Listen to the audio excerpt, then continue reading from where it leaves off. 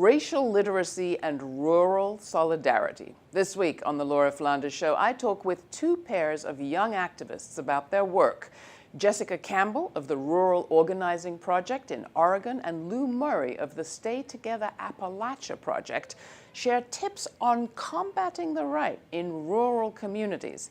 And Winona Go and Priya Volchi share their high school project, a crowdsourced racial literacy curriculum. It's all coming up on the Laura Flanders Show, the place where the people who say it can't be done take a back seat to the people who are doing it. Welcome.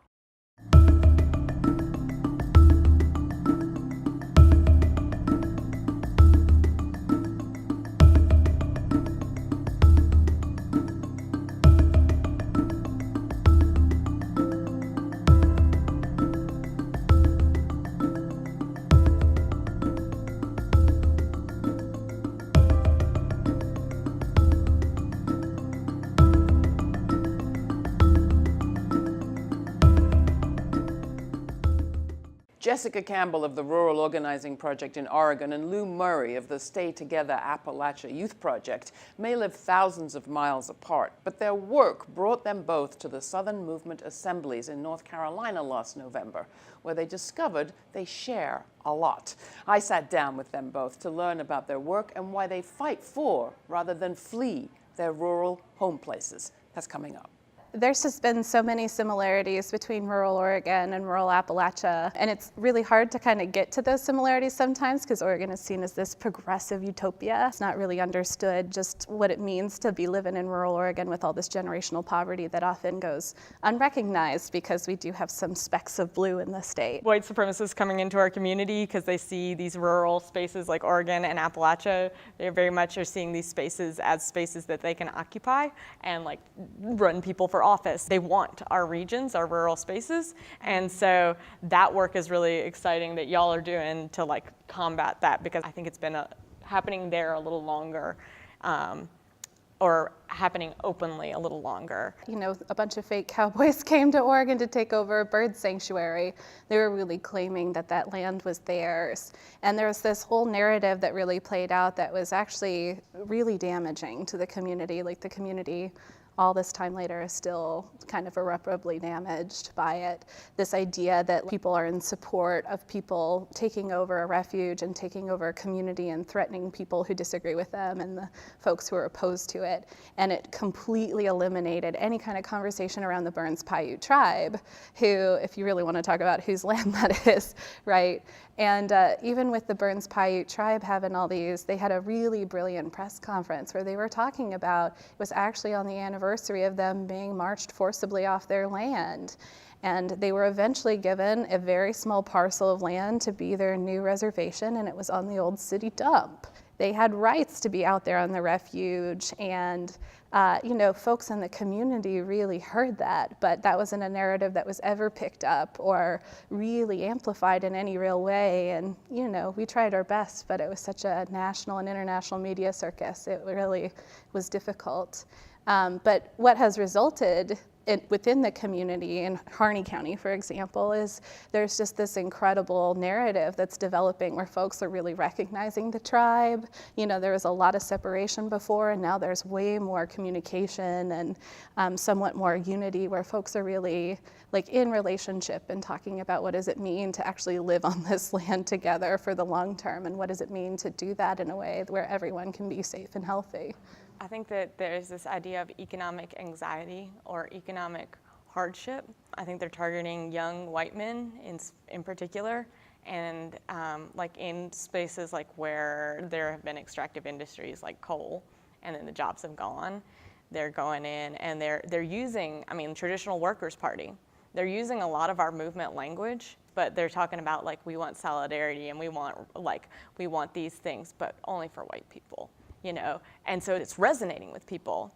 We similarly have a lot of extraction, especially in Western Oregon around timber. Especially when you're in a community that's predominantly white and you don't see a lot of folks of color, it's really easy to be like, yeah, those people, because if you don't have a relationship sometimes. And it completely erases, like, there are people of color who've been working in these industries for a long time. Absolutely. In mining industries, there's like large Syrian communities in West Virginia that came in and worked on the mines, Italian communities. In Tennessee is all about like white miners in solidarity with black miners who were being forced to work convict labor, basically, conscripted labor.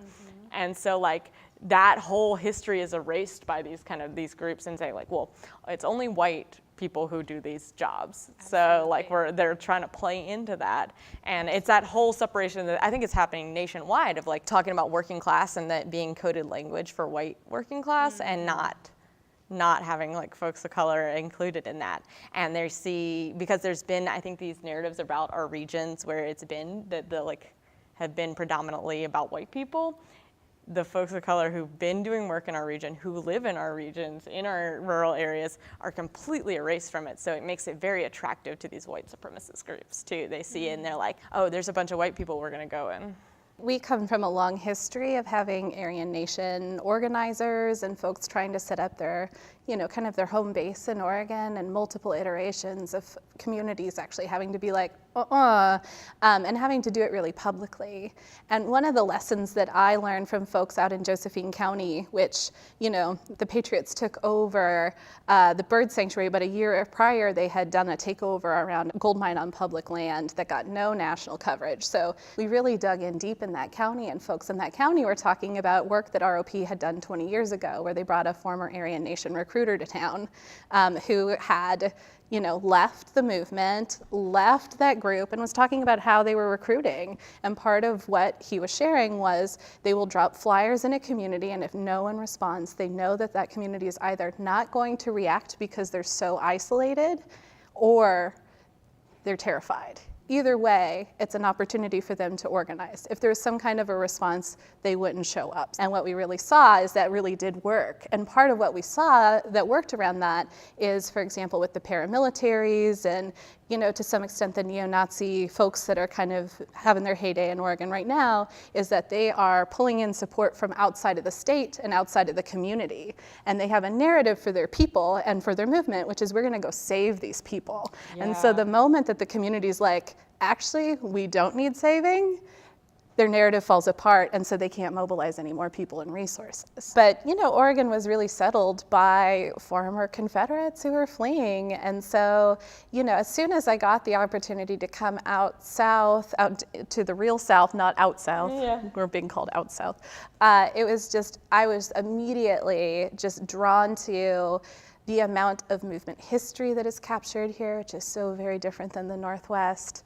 And the similarities were so rife. I mean, I could count just as many Confederate flags in rural Oregon as I could in rural Kentucky driving through the last few times I've been there. While we have struggles that are saved, there's also some really beautiful cultural ties that are like make our communities really special that are similar too. I noticed that when I was out in Oregon, there was a lot of similarities. Like, oh, I know this ballad. Like, that's one I know from home. There's a lot of cultural music that's shared, like fiddle music and tunes, and like this kind of like the way we gather is really like, that is like this really important connection, like and I think that's a rural thing in general, but I think there is like a connection between like if we had shared music and shared traditions around gathering spaces, gathering around music, and gathering around like food and like other things like that, that is exciting for me to make.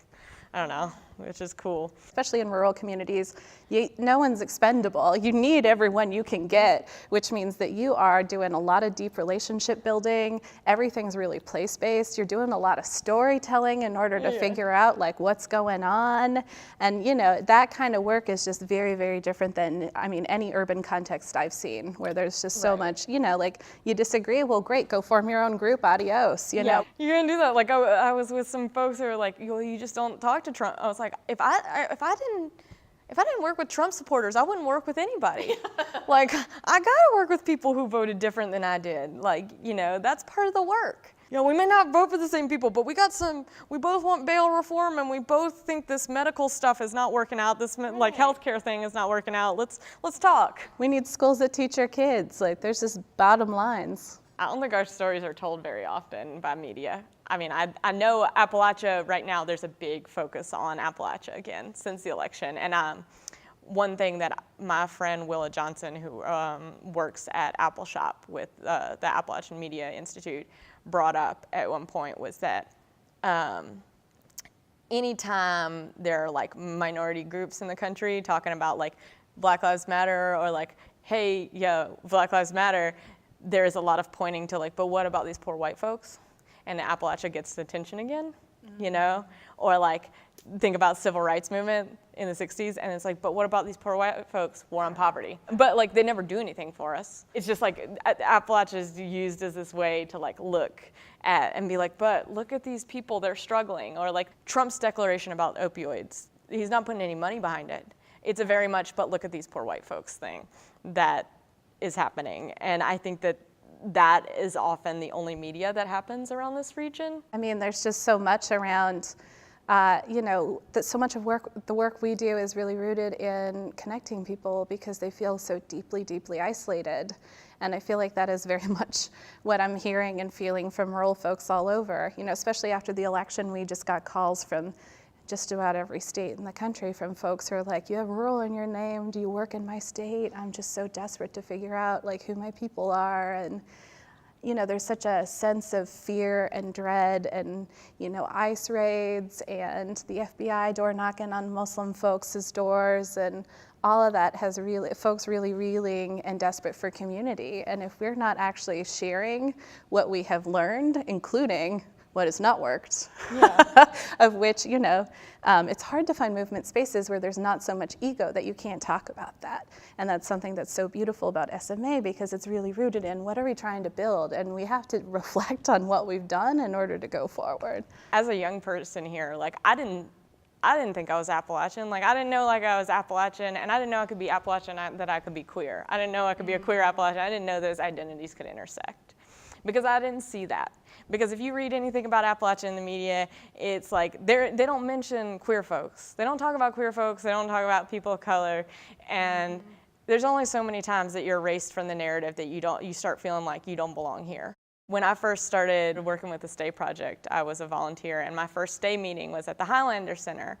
And I met these really wonderful people like Ash Henderson and Kendall Bilbrey, who opened up my whole world. And it was the first time I knew that you could be working on environmental issues and social justice issues, and that like you could do them all at once. They were all connected, and I was like, well, duh, but like here is an example of people doing it, and this is amazing, and it's happening here, like in this space, in these mountains that I love. And that meeting grounded me in knowing that I could come home, because they were the first people that told me, you can come home. And it's okay to want to come home. And I traveled across the country and all over the United States. And the whole time I was going to these places that were amazing and wonderful. And I was meeting cool people. And I was like, I could do some organizing here, but what would it be for? Like, it's not for my home. Like, I want to go home and do the work that matters to me in my home, because it's important to me for my home to be a place that I can stay in and that I can live in, and it to be like these other places, like when I went and visited Portland and Bellingham and Washington and Seattle, Washington. I was like, there's cool stuff here, but like, why am I not working to make that cool stuff happen in my home? Like, that's what was really important to me. Besides Stay existing in general, I mean, that was created by young people for young people. It's an autonomous youth space, and so like its existence is pretty incredible. And like we fundraised by ourselves to create a full-time position for a young person in Appalachia with benefits. So like that's an incredible, like amazing thing that has allowed me to stay and allowed the person who had the job before me to stay. And it is set up to be something that is like transitional and we can transition that to another young person in a short period of time. So that's pretty amazing with Stay. Another work that we've been involved with, Stay has been involved with, but just in general, is the rural broadband work in East Tennessee. And basically, we started with this group, SEED, Sustainable and Equitable Agricultural Development, working on land issues. But we realized pretty quickly we couldn't do anything around economic development or land or anything because nobody had internet access. You can't bring economic development in if you don't have internet. In some places we're working with a tower, and other places we're working with electric cooperatives to provide internet access. And then other places we're working with a small internet provider to meet up with another internet provider and provide for this one community that only has satellite internet. This is back in 2011. We got word actually from a couple of small towns that there were many, many post offices across rural Oregon that were facing closure, and they were all in towns of 100 to 400 people. So we were reaching out to these communities being like, so so we're in the heat of the Occupy moment. What are you gonna do about your post office closing? If you are in the mountains, like the coastal ranges feels very similar to Appalachia in terms of rolling hills, and you don't have cell reception, and folks have phone lines that haven't been repaired since the 50s, so they have no dial-up. And so folks are really reliant on the Postal Service for doing everything. After we did some work around post offices, we did these meetings in communities just to sit down and be like, so let's connect the dots between the post offices and what else is going on in the community. I was in the general store. I was expecting 6 people, but 38 people came.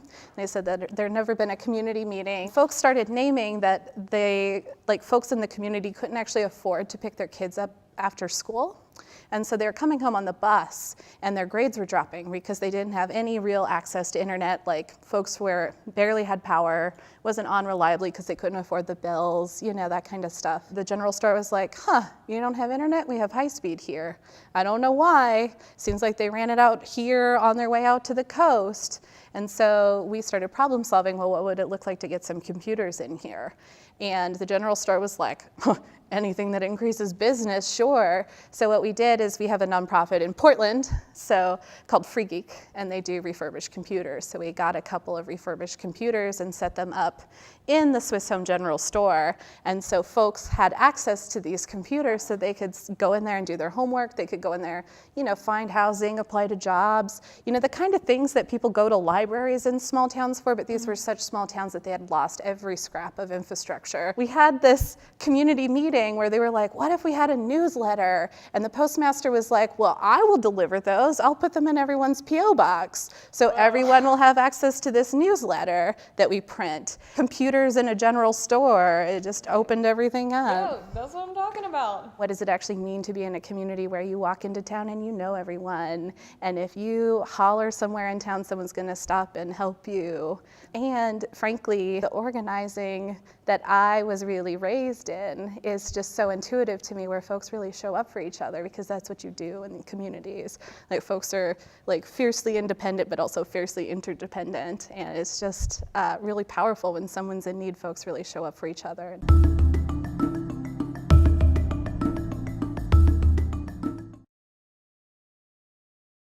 When they were still high school seniors, Winona Go and Priya Volchi set out to talk with people about race. Not what they'd learned in Black History Month or from TV or textbooks, but their personal experiences.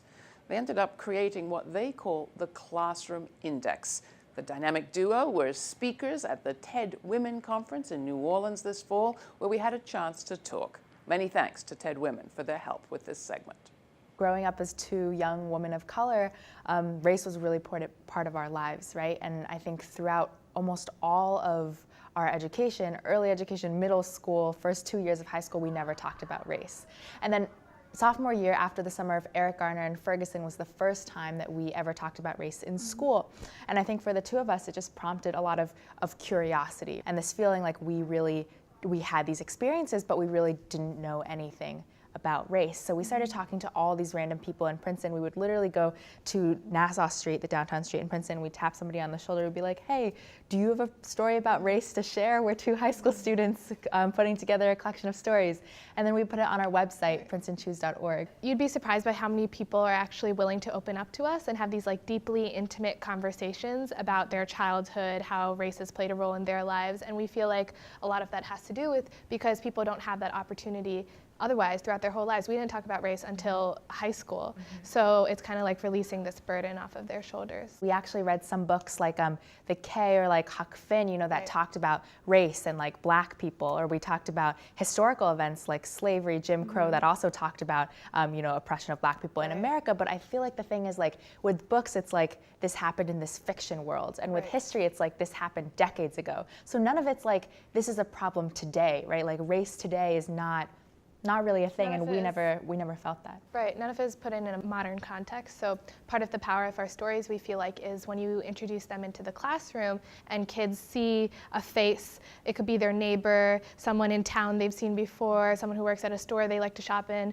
and they suddenly feel this relevancy. You'd think we've talked to over 1,000 people, right? And interviewed them, and you think like talking about race, it must be all the same thing, it must get old, but no, every single person we talk to, almost every single person, there's like a new story, there's new experiences that we've never heard about before, so we're always learning. In Tahlequah, Oklahoma, again, we end up in the most random places by just luck, I feel like sometimes, and we interviewed this student, Ayoka. She started talking about her personal experiences. We were completely blown away. She told us that she is one of the youngest speakers of the Cherokee language, and how, in her local area, and how her fluency in Cherokee means so much to her personally because she's a trans woman, and the Cherokee language is non-gendered. So she was allowed to move without any obstructions, literally in the language and in the culture of her Cherokee heritage. What we didn't talk about in our talk is another aspect of intersectionality, that she's actually the leader of a Catholic organization on her campus, and she's talking about religion and how that intersects with gender and sexuality and race and ability and all of these different identities. And so she was talking about with the disappearance of her language is also the disappearance of like that part of her identity, which was like fostered so well in the Cherokee language. When we go and interview all of these people individually and we mull over their experiences and think about it, and then the next day we'll like Google something or do some research on like what their personal experiences mean, how it's significant in a larger picture. Yes, this was a woman we met in Chicago. Her name was Lisa, and she was just talking about, I remember listening to her story. It was so powerful because she was so emotional. She was talking in tears, not necessarily about her own personal experiences being called the dirty Jew and that kind of thing growing up, and her grandfather being a Holocaust survivor and that kind of thing, but talking about her own students and how every day she worked with these primarily low-income Black students who came in with all these different racial realities that she was disconnected from, and learning to listen to their experiences, right? We interviewed another white teacher in Omaha, Mrs. Busby, who was telling us that many of her students don't come back alive to her. And she was talking about how she has dedicated herself to this work so strongly because she makes such a difference in the lives of those students by giving them hope and counseling and a person to trust and be comfortable with. And I think that's so important and speaks to how we shared that story of Lisa because we're trying to point to the idea of that if you have white privilege, you can really, really leverage it for something good and for social justice, just like Lisa did. A man named Choichi, and he was a Japanese internment camp survivor, and he was talking about actually solidarity with natives during that time and the experiences with food and how he can't eat the food that he remembers the smells from the internment camps, and it was just really touching. Right. So that was all in one day, and so the diverse experiences we're collecting all across the country has really blown us away. I think so much of it has been like, I think in a point in our lives, especially during high school, we had collected hundreds of stories and we were like, we are at a point of racial literacy, but part of it has been realizing that we still have so much to learn, and these stories are starting points to learning about like the systemic injustices that exist. And I think it's been really interesting to interact with all these people and understand like the nuanced racial realities that exist in our country. Yeah, I think in our TED Talk we talked about how racism is this nationwide epidemic that we can't recognize or get rid of. And I think that idea about recognition, we don't understand who we are yet, so we can't tackle the problem in a way that's effective. The whole point of our talk was raising the bar for racial literacy, right? The idea that we don't understand who we are and we need to keep learning. In our book, in the first book, The Classroom Index, we would take all of these personal stories and literally pull out lines where they're talking about systemic injustices, maybe not literally. So say we interviewed someone on the street and they're talking about their own personal experience with police brutality. We would back it up with stats in the book to show how it's a larger systemic issue and not just one isolated incident. Once you become racially literate, and that includes caring so deeply about the issue that you're compelled to do something about it, then you can take action in your home community, in your local communities, that every small thing counts, the idea that every person, no matter what your profession or background is, can somehow bring justice, racial justice specifically, to the conversation, to the table, to the work. And that everybody can leverage their personal skills for the cause of social and racial justice. I think it's really interesting, when we started in sophomore year, racial literacy was not really a term at all, right? And the focus, investing on listening to students of color's experiences, was not something popular, it was not something normalized. And I think over the past few years, not really because of us, but because of all the activists in the All the community. student activists, Yeah, all yeah. the students, all the adults, professionals, professors from the university, parents, all of that have really come together and tried to really start learning and listening There's now first. a racial literacy course at our school. Racial literacy course at our school, which has been awesome, and Really it's been a proud of. journey for us working with the administration of our school and learning from them and working with them. If you like that segment and want more commentary from me, sign up to become a monthly member on our site and receive exclusive access to extra content just for you. Don't forget to follow us on social media and write to me, Laura, Laura, @lauraflanders.com. Until next week, I'm Laura Flanders. Thanks.